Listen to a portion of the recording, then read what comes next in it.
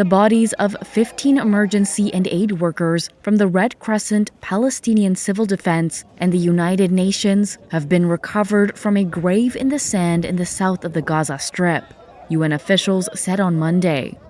The bodies of the Red Crescent medics were brought to this hospital in Khan Yunis. The group came under fire and went missing on March 23rd, after Israel resumed an all-out offensive against Hamas earlier this month. We've arrived at the site where the ambulances were hit. These ambulances have been buried under sand. In graphic video from the UN Office for the Coordination of Humanitarian Affairs, or OCHA, aid workers surveyed the wreckage and dug for the remains of their colleagues.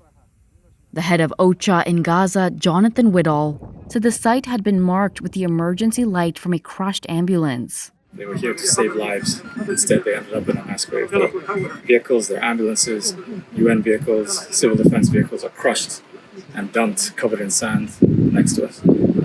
It's an absolute horror. What has happened here? This should never happen. Healthcare workers should never be a target.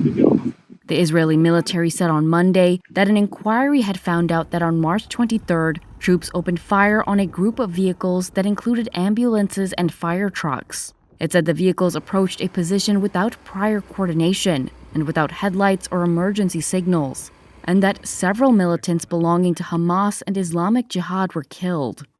It did not comment directly on the death of the Red Crescent workers or specifically respond to questions about why the bodies were retrieved beneath the sand, nor why the vehicles were found crushed. The International Federation of Red Cross and Red Crescent Societies, or IFRC, said one of the 9 Red Crescent workers was still unaccounted for. The Palestine Red Crescent said it also recovered the bodies of 6 civil defense members and 1 UN employee from the same area. It said Israeli forces had targeted the workers. Red Cross statements did not apportion blame for the attacks. According to the UN, at least 1,060 healthcare workers have been killed since Israel launched its offensive in Gaza after Hamas fighters stormed southern Israel on October 7, 2023.